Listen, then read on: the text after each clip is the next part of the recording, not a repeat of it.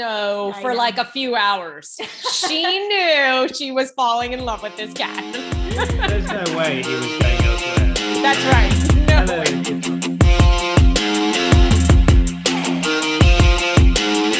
Hey, empowered vegan lifers, Ella here. With my guests, I have Anne and James from Hogs Kisses Farm Sanctuary with me today, and we're going to catch you up on everything that's happened since our last update episode. How are you guys today? I'm doing well. How about you, James? Yeah, good. Thanks. Good to speak to you again.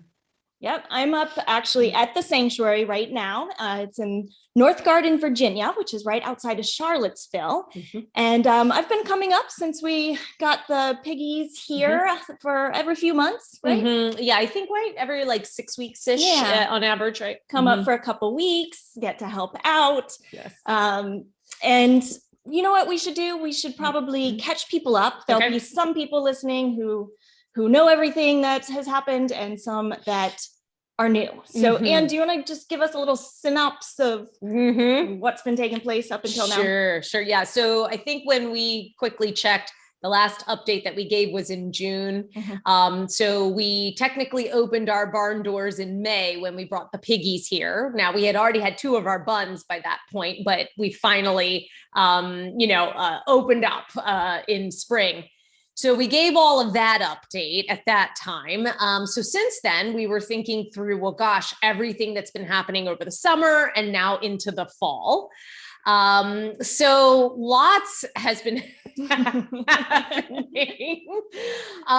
Definitely the thing that sticks out to me the most over the summer is with it being so hot. So here in Virginia, the weather in the summer was easily 97 degrees multiple days. So well into the 90s all throughout July and really hot. So even though we are in mountainous area, probably a couple degrees cooler than the city in Charlottesville, it still was 97 here. So when you have 700-pound pigs, you start to worry a bit about whether they'll overheat. Being that, pigs in their optimal temperature is like 40 to 70 degrees. So we're talking now 27 degrees over optimal, right? So we were constantly running around flipping waters and making sure mud wallows were there and they were in the shade. A couple times I got to give them some nice popsicles as a little treat. So that was kind of cute. What kind of popsicles did you make? Well, I made sure they were 100% fruit popsicles, right? So that, they were okay.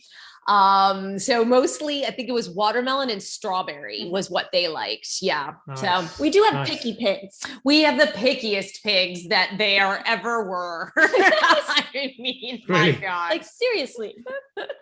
Yes, I know, because I even then, if I did chunks of fresh watermelon, Ruby, of course, she'll eat just about anything, but Grace kind of turns her nose up at a lot of stuff. Yeah. Dolly will take a couple bites of something, but anyhow, because the popsicles were so cold, it was a nice, treat for them. Yes. Yeah.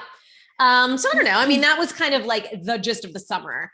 And then we started to see towards the end of the summer, hoof issues start to come up. Our pasture is big, it's 5 acres, but there are some, very dense vegetation that's almost briary. And so they were walking all through it and whatnot. And then we also have a lot of rocks too. So I'm sure they've been stepping on some stuff. And getting some cracks and different kinds of chunks kind of like taken out of their hooves. So, yeah. And I think we should remind everybody that this is brand new for all 3 of us on the board. This pig care, and Anne's done an amazing job at doing the research and hiring the right consultants to help us do this right. Because if you don't know Anne, I do. She's going to do it right. If there's anybody that's going to do it right, it's Anne. So you've worked really hard, Anne, and I do want to acknowledge you for that. Thanks. Because these Miami girls are, but we're getting closer every day. Right. Never knew I was going to learn as much as I'm learning about some darn pigs. You know what else really, really shocked me was the social issues we started to experience. Mhm. And I would like to touch on that for a moment, Mhm. because I thought these, right, James? These three girls, you know, they've been together their whole lives. They're sisters. Mhm. They cuddle together every night. They sunbathe together. They graze together. They do everything together. Mhm. And then all of a sudden, Mm. they, what was it, Grace who started it? Yes, they started fighting. Yeah. Yeah. And, you know, everybody has little things with each other, you know, even your fondest best friends or your closest family members, of definitely course, like, family. So, yes, things happen, right? Yeah. However, so I had ended up I love putting in these cameras to watch the animals, right? Because I just find that when we can get that footage of them just naturally being them without our interference, we learn a lot. So I even do that with the wildlife here, right? And I have a bunny cam, and then we also put in one for the pigs in their barn.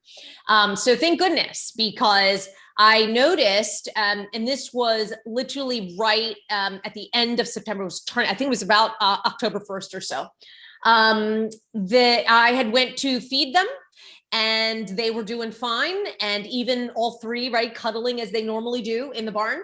And then I had noticed when afterwards that there was some weirdness on the camera. I was watching, checking in, saw Dolly kind of coming in, and she would stand at the door, the big sliding barn door, standing there hovering, like didn't want to lay down. And I thought, oh, that's kind of odd, you know. And at one point she went to approach, and her snout was getting close to Grace's snout. And all of a sudden, Grace gets up with, I mean, the quickest flash movement and charged at Dolly, and her mouth open, you know, like ready to like bite. Sounds like a crocodile.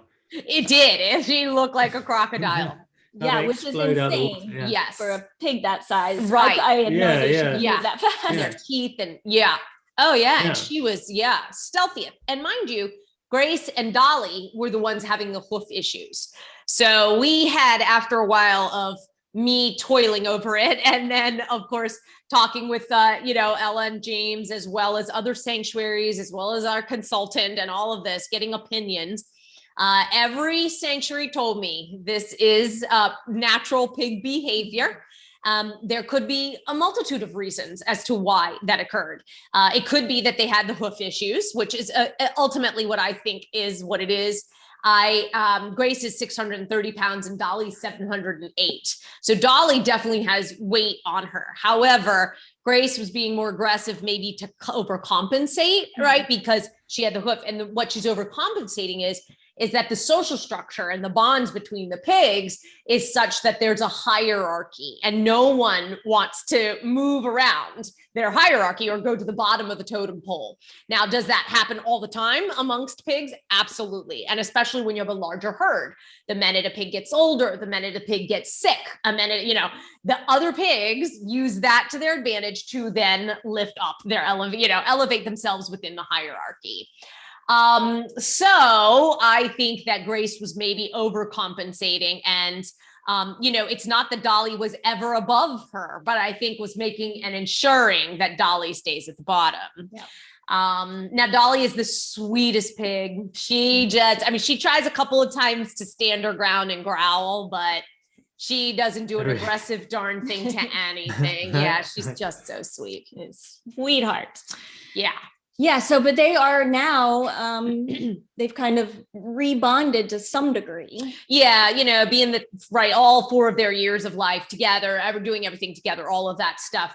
Everybody kept telling me, you know, don't worry, they'll work it out and hold out hope and all this kind of thing.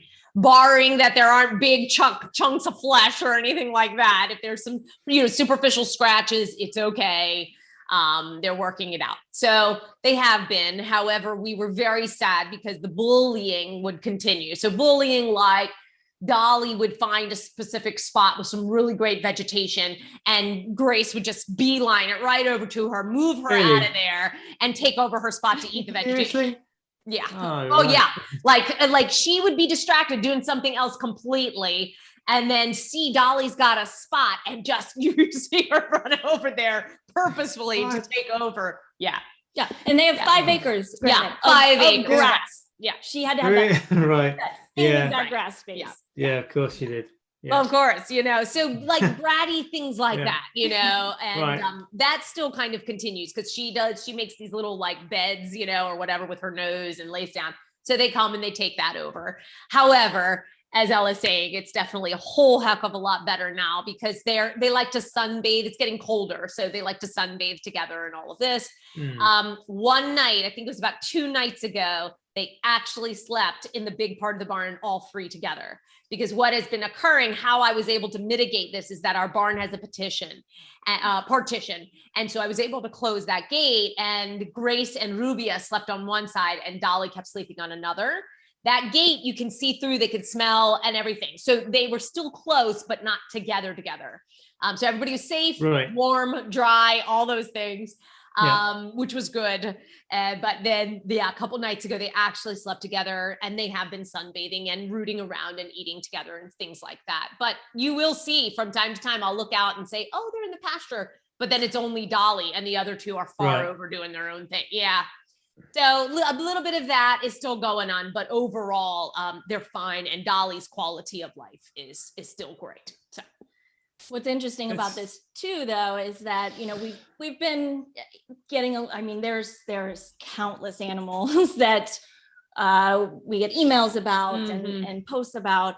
And, so we're trying to decide when's the right time to bring in more animals. Right. And this particular situation prompted us to think that might need to happen very, very soon, right? Yes. Yeah, I was in search of, everybody was kind of giving me their 2 cents about what would be a good combination of pigs to bring in that could possibly be good fit for if Dolly continues to be ousted from her sisters, could she then maybe form a new herd, right, with another group? Yeah. So a lot of people are saying bring in young male pigs for a female, older female.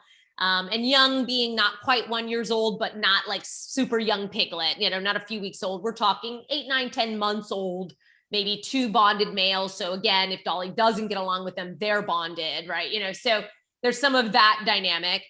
So I did put out feelers, and there was a couple of larger farm pig breeds that were going to be a possibility. However, our pasture is open and we don't have fencing in between the pasture, which we now need to build. So I've been getting price quotes, and everybody is months out in scheduling. So hopefully January, February time, we'll be able to build that fence. We are actively fundraising right now to pay for that fencing, because wood is not cheap right now. Because that could be a good first step, right? Bring them in, let them smell each other through the fence, partition in the barn, all those pieces. Or if anything, if we need to rotate, right, them into the different pastures, if they don't ever do fully bond together, all 5 or 6 or however many, if we bring 2 or 3 more. Yes. So we are getting there. We just, we need the funds. And so that's what we'll be doing this holiday season, is really focusing on fundraising for the fence so that we can expand. That being said, the other thing that we do here at Hogs and Kisses is create educational content. And we feel that this is really, really important. This is not just about the few pigs. Every life, of course, is worthy of every ounce of the energy and effort we put in. At the same time, these animals are acting as ambassadors, and so that we can educate people and help people make that connection and see the personalities of individual animals, so that they can maybe, make that connection to the animals that are on their plate. So one of the things that Anne especially and James spend a lot of time on is something called Beet Around the Barn. If you haven't seen it yet, you've got to go to the website and check out our YouTube channel, because we've created some really awesome episodes covering a variety of topics, right? And do you want to talk about, and James too, I mean, you've edited every single one of these and you do a phenomenal job. I know that takes a lot of work. Thank you James, so much. is there anything that stands out for you over the last few episodes? Because you've gone through the tapes probably a million times. And he's interviewed too. And he's there's interviewed. So much. Yeah, I've been fortunate enough to actually get involved in that way. even over this side of the Atlantic. So yeah, it's been great. I mean, I just shot one just a few days ago. When was it? It was Sunday, I think. Speaking to a lady called Ruth, who has created something called Vegan Inclusive Education. So she's been vegan for 23 years, which I don't know if that matches you, Ella. Not that it matters. It's not a contest, but yes, I am 26. I thought as much. She's not quite there, but she's one of the vegan veterans, and her son is, how old is he? I think he's like 7 years old or something. And when he's been vegan since conception, but he's starting school, and Ruth was concerned about his, first of all, the students, his fellow students, but also how will his school and the teachers look after him, being that he's quite different in that respect, compared to the others. Because she actually did some research on it and found that a lot of kids get teased about being vegan in school, and a lot of the time it's actually the teachers doing making the kids feel uncomfortable or whatever about being vegan. So she was concerned about this for her own son, and so she created something that she wished already existed when her son went to start going to school, which is a pack, like a brochure kind of thing, which basically has all the information that the schools could need to look after or accommodate a vegan student. And the amazing thing is she does all of this out of her own pocket. She's, there's no sponsors, there's no nothing. She does it because she's passionate about it. And we had a great discussion about it. And that's the next one to edit.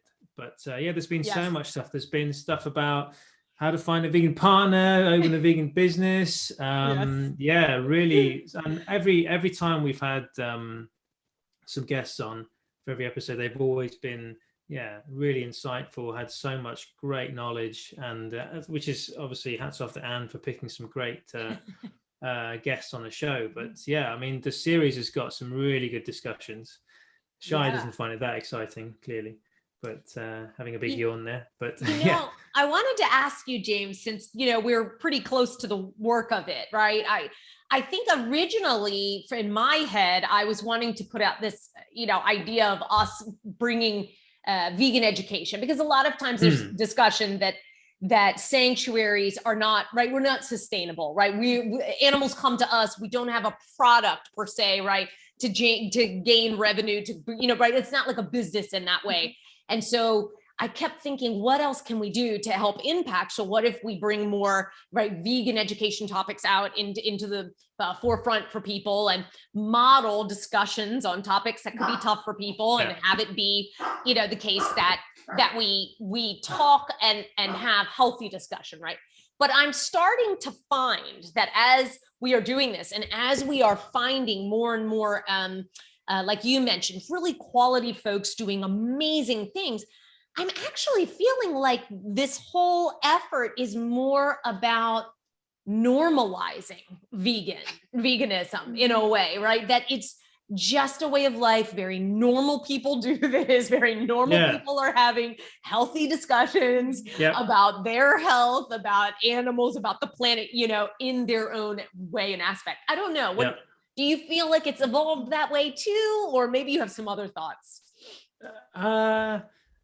I definitely think, because most people, at least a few years ago, I think the general perception of vegans is changing, because we definitely used to think that we're all crazy sort of hippie folk that just eat lettuce and kale from the garden. But I think, the fact that your latest New York mayor is vegan and is so openly so, which is amazing. I think has he already made some changes to schools or something like that? I'm not sure. Well, I think he just got elected, but yes, I'm sure he's done some work. I'm sure he will. Well, yeah, but I think it's the series has just shown so many normal, lovely, great people who are doing just normalizing, just being compassionate towards animals, which is is really weird when you think about it, that it's yeah, that's the thing that baffles me the most, actually, about when you're vegan. You realize that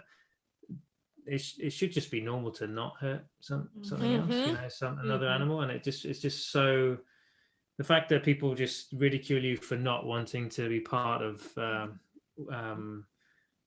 normality, which is just horrific. But I suppose people don't really know what they're paying for because they haven't seen it, or they just ignore it. But yeah, it's just been such a good such a broad range of topics. And yeah, it's we done, which one are we on now? It's going to be 10. I think it'll be like 10 or 11 now. Yeah. So it's quite a few. Yeah. It has been. Yeah. I think the cat one was one of my favorites. Yeah, that was an interesting one. It is very informative and tough, you know. Tough. And funny enough, that was before I started fostering a cat. So that's you a topic mean for a whole the cat found you and you fell in love with it. Yeah. Yes, well, tell us about that, because I saw some photos, but I haven't had the full lowdown, the story. Yeah. That is Bob, because that's a recent development. So yes, and I've talked about it a little on the podcast, but it was like a thunderstorming crazy Miami night, and went outside to take Shy out, and he like darted across 5 lanes, and he literally like came over to me and looked at me and said, "You're my person. I'm home. Take me in." And I did. And so how do they get on? What? How does Shy and Bob get on? Oh, they get on well? They're cool. Bob is the coolest cat I've ever met in my life. So now I'm gonna dote about him, right? Exactly. Yes, I know. He just is, though. He's so cool. He's like kind of dog-like cat. Like he never hid or anything. He literally just worked himself right in my home and said, "This is my home," and he felt very comfortable right away. And I considered him a foster cat for quite a while. No, for like a few hours. She knew she was falling in love with this cat.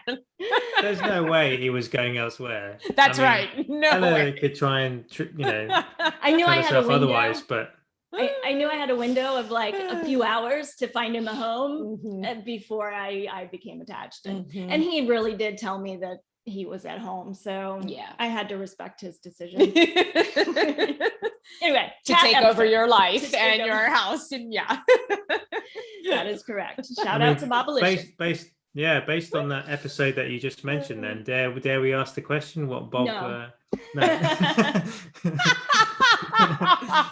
No, okay, fair enough. No, actually I will say that he likes vegan cat food, and I feel very, very fortunate about that. So he's downing some vegan cat food. That's so good. We'll say that. You're so lucky. As we wait patiently, you know. You tried that now. Many a time. Yeah, because you wouldn't believe how many times I have tried, and all it is then becomes vomit over on my floor somewhere. They just don't keep it down. So I have tried. But nonetheless, we are really hopeful because, that company called Because Animals, which we spoke about on that episode, they did, after the episode, announce that they have this lab grown mouse meat that they are creating. So for those of you watching and didn't see that episode, basically any type of, it's like lab grown cloned meat, but it's not, the animal's not living, but it's maybe a thigh or a whatever, part of that mouse or chicken or whatever it is. Now this company is started by a vegan who is a veterinarian. And so I'm very passionate about, providing options for vegans because of how, hard and complex that issue is. Because in fact, the cats are obligate carnivores. However, the lives of the other animals really matter to us as well. And so, they're coming out with now lab cultured mouse meat. And so they were getting everybody on their wait list. So if anybody out there, if you're vegan and wanting to get onto their list, it's Because Animals is the name of their company. Go and get on their list, and hopefully we'll be able to have it for sale next year. I'm trying to get, I believe her name's Shannon, the founder. I think that's her name. I'm going to work on getting her on the podcast. Yes. Nice. Oh yeah. Definitely. Yeah. Yes. Yeah, but so yeah, Beet Around the Barn, really great. Again, it's a side passionate project, right? Of Hogs and Kisses, because ultimately, right, we do believe that educating people to adopt a vegan lifestyle is all going towards the right same goals, other than just providing really great animal care for the animals that are here.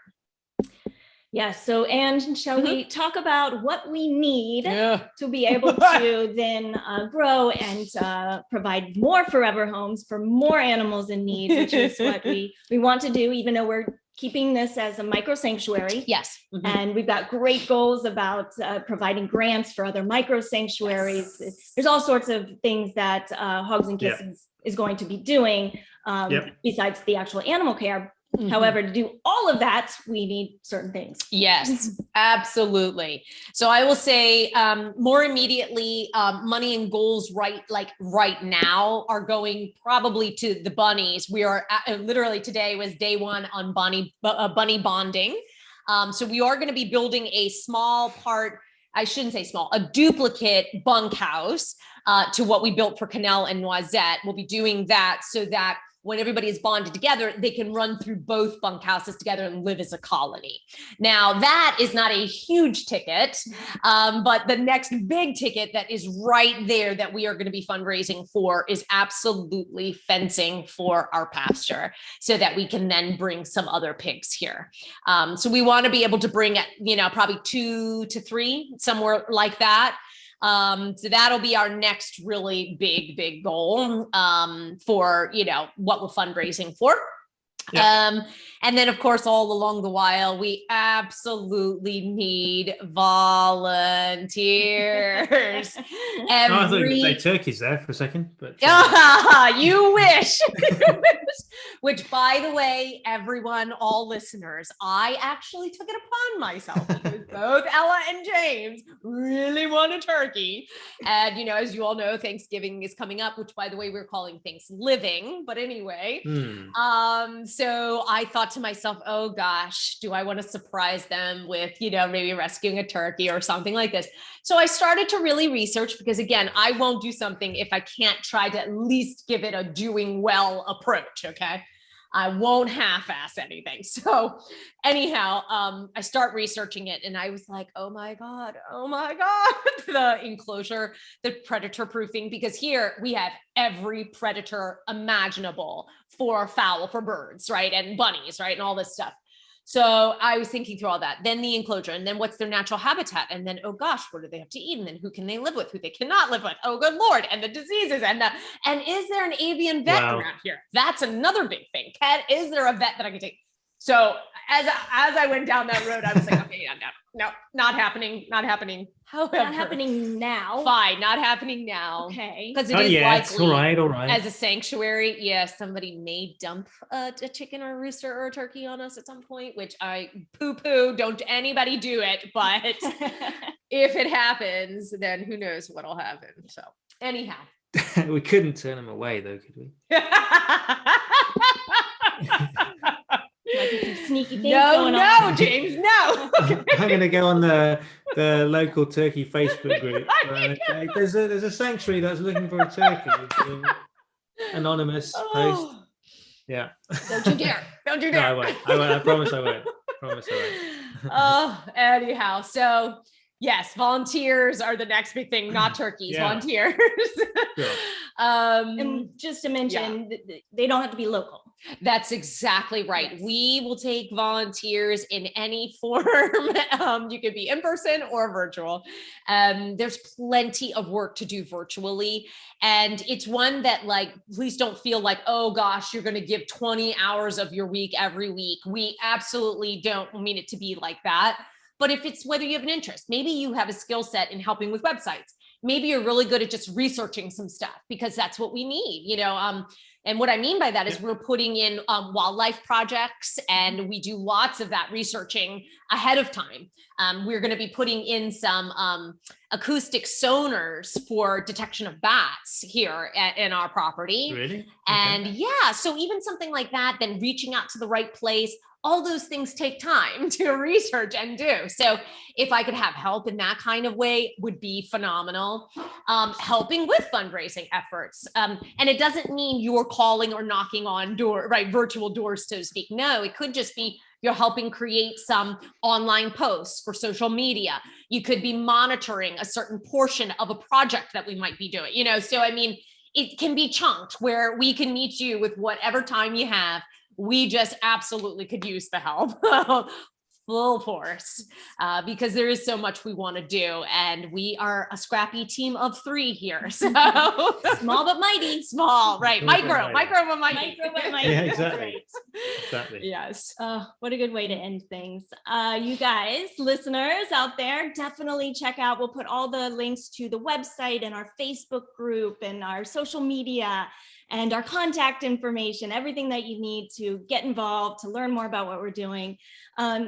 Just being a part of it, just being part of the Facebook group, it's heartwarming. It is to be able to be a part of our mission. So Anne, thank you for everything you do. Sure. James, Absolutely. you are amazing. Thank you for being a part of this and for taking the time. I love it. Yeah. Thank you guys. Bye, everyone.